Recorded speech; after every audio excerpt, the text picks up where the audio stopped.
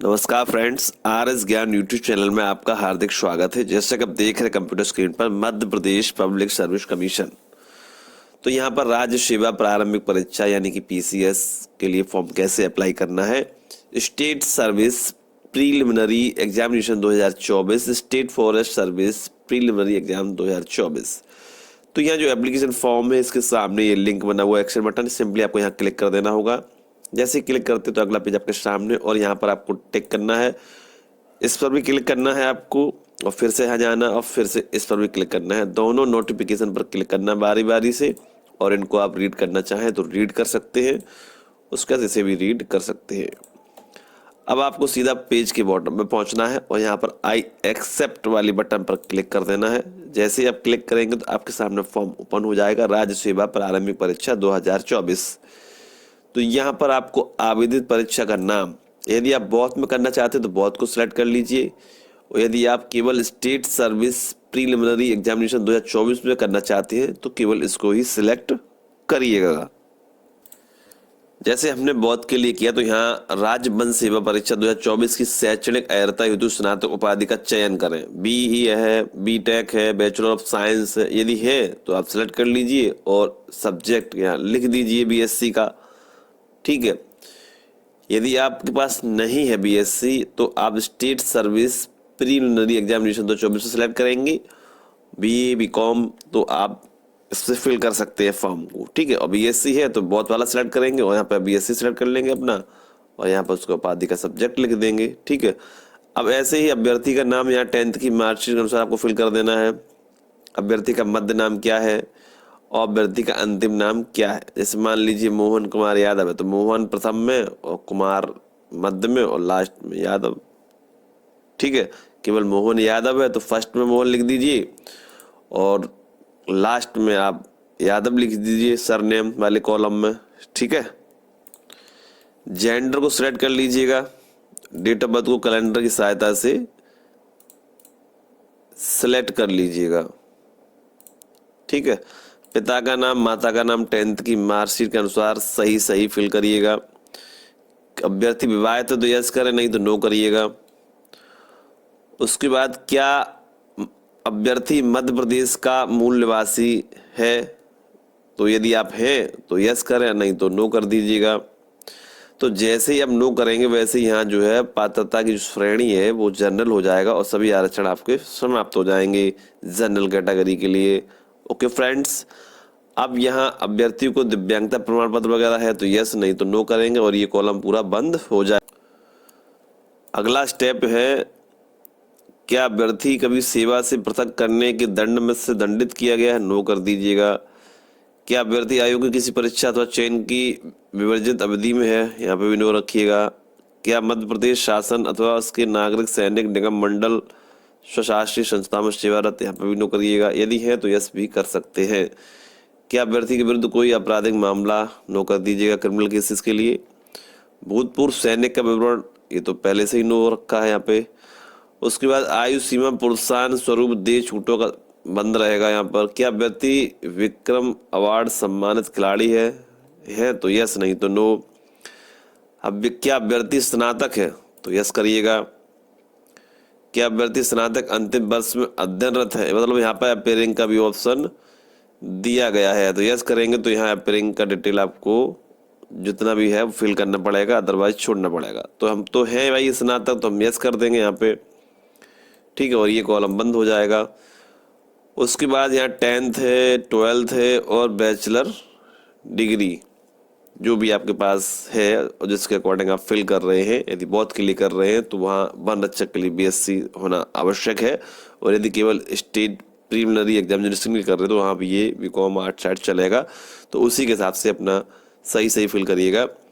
तो यहाँ पूछा गया प्रणाली आपके पास क्या है, सीजीपीजी है, डिवीजन है, तो यहाँ डिवीजन हम लिखेंगे क्योंकि डिवीजन है। ग्रेड सीजीपीजी नहीं है हमारे पास, ऐसे यहाँ पे भी लिख देंगे और डिवीजन यहाँ पे भी सिलेक्ट कर लेंगे हम। ठीक है, अब जो है हमें यहाँ जो है फर्स्ट सेकंड क्या रहा है आपका वो लिख लीजिएगा। यहाँ पर भी सब्जेक्ट लिखिएगा, इसमें भी सब्जेक्ट लिखना है और उसमें भी सब्जेक्ट लिखना है। Graduation, inter, high school.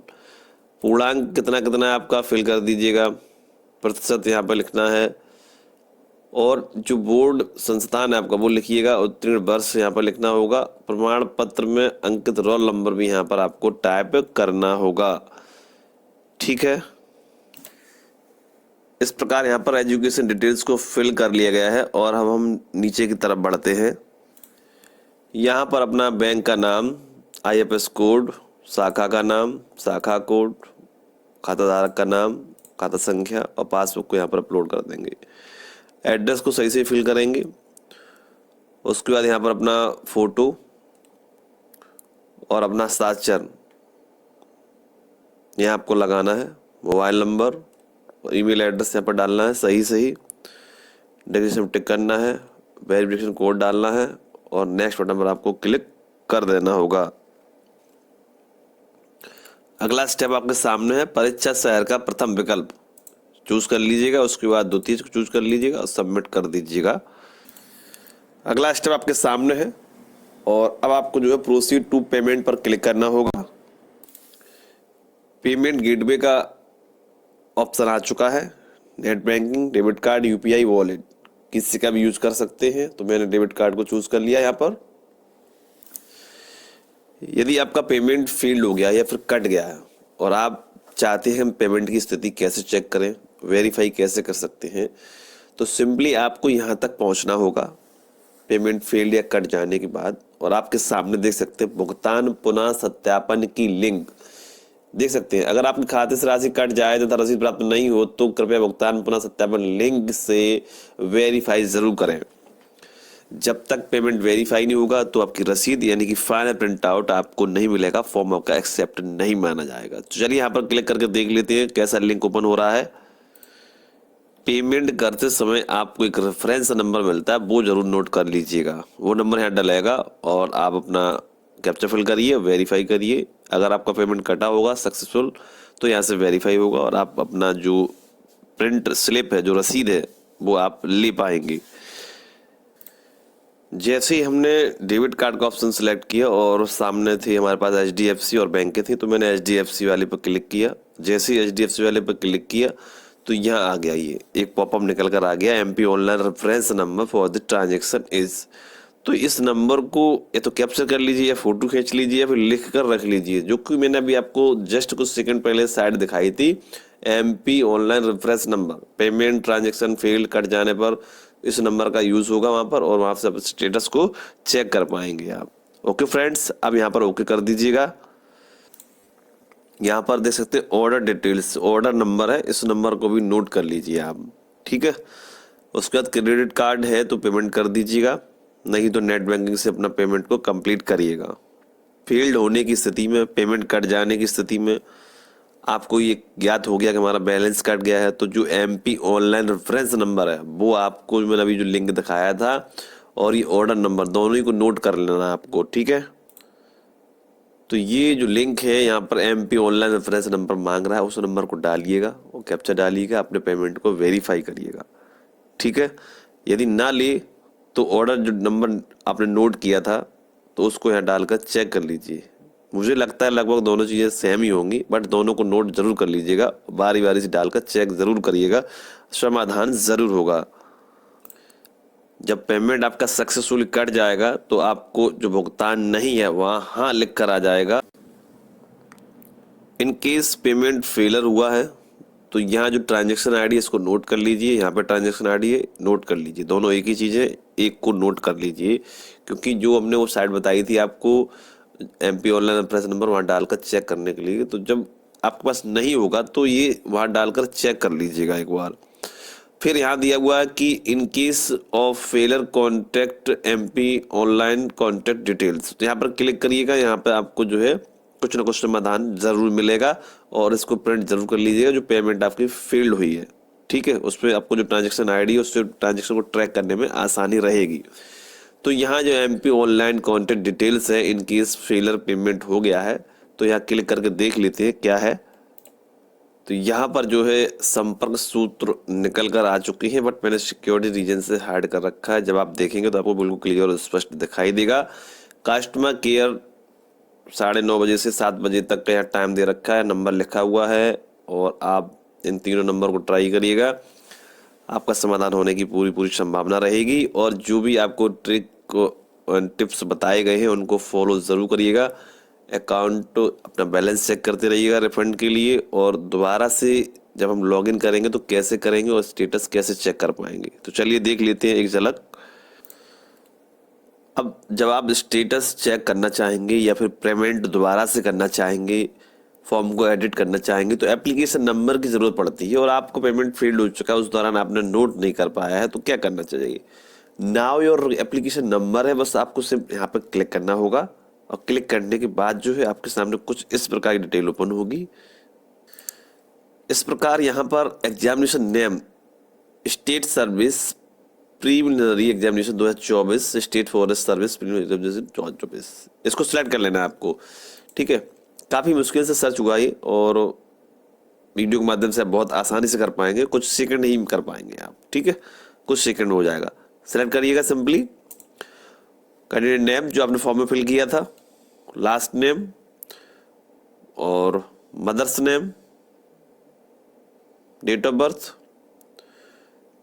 Domicile आप एमपी के हैं या फिर नहीं है, सेलेक्ट कर लीजिए कि मैं नहीं हूँ तो मैं नो कर दिया तो जनरल हो गया। सबमिट किया, रजिस्ट्रेशन नंबर यानी कि एप्लीकेशन नंबर निकल कर आ गया। अब इस नंबर को नोट कर लेंगे और अब हम पेमेंट की स्थिति को चेक कर पाएंगे दोबारा से। फिर से हम होम पेज पर आएंगे और राज्य सेवा प्रारंभिक वर्ष 2024 इस सेक्शन में आ जाएंगे और यहाँ पे फॉर अनपेड एप्लीकेशन फॉर्म, यहाँ से क्लिक करके अपनी स्थिति को जांच पाएंगे। अगला पेज इस प्रकार से ओपन होगा, एप्लीकेशन नंबर को पेस्ट कर देंगे या फिर टाइप कर देंगे, डेट ऑफ बर्थ डालेंगे, कैप्चा सेलेक्ट करेंगे और लॉगिन कर लेंगे। तो जैसे ही इसको ओपन किया है तो यहाँ पर आ गया फीस प्राप्त नहीं हुई है। यदि आपका फीस पेमेंट सक्सेसफुल हो जाएगा या फिर अपडेट हो जाएगा तो यहाँ फीस प्राप्त हो चुकी है, नहीं सब हट जाएगा, फीस प्राप्त हो चुकी है, इसका मतलब आपका फॉर्म क्लियर है। अच्छा, पेज के बॉटम में देखते हैं क्या पेमेंट का ऑप्शन आ रहा है। यदि आ रहा है तो भाई जब तक पेमेंट का ऑप्शन नहीं हटेगा और यहाँ पर फीस प्राप्त हो चुकी है लिख कर नहीं आएगा तब तक आपका क्लियर भी नहीं माना जाएगा। तो यहाँ देख सकते हैं फिर से पेमेंट का ऑप्शन आ रहा है, तो ऐसे में आपको 24 से 48 घंटे का इंतजार करना चाहिए। लास्ट समय में यदि समय है आपके पास तो यदि टाइम नज़दीक है, दिन 2 दिन बचे तो दोबारा पेमेंट करने की मंजूरी है। जो मैंने आपको बताए थे अभी वीडियो में, जो हेल्पलाइन कॉन्टैक्ट संपर्क सूत्र उनसे संपर्क करिएगा, समाधान होने की बहुत ज़्यादा संभावना है। अपना जो एमपी ऑनलाइन रेफरेंस नंबर है, ऑर्डर नंबर है, ट्रांजैक्शन आईडी है, इन सबको नोट करना है। और पेमेंट के दौरान आप रजिस्ट्रेशन नंबर नहीं नोट कर पाए तो मैंने बता दिया कैसे फॉरवर्ड करना और किस तरीके से आपको कॉपी करना है, पेस्ट करना है और कैसे कैसे आपको फिर से लॉगिन करके अपना स्टेटस चेक करना होता है। तो फ्रेंड्स, वीडियो की अपडेट आपको कैसी लगी? यदि पसंद आई है तो लाइक सब्सक्राइब करें, और यदि आपको कोई समस्या लग रही है तो आप कमेंट बॉक्स में कमेंट लिख सकते हैं, हम समाधान करने का पूरा प्रयास करेंगे। जय हिंद, नमस्कार।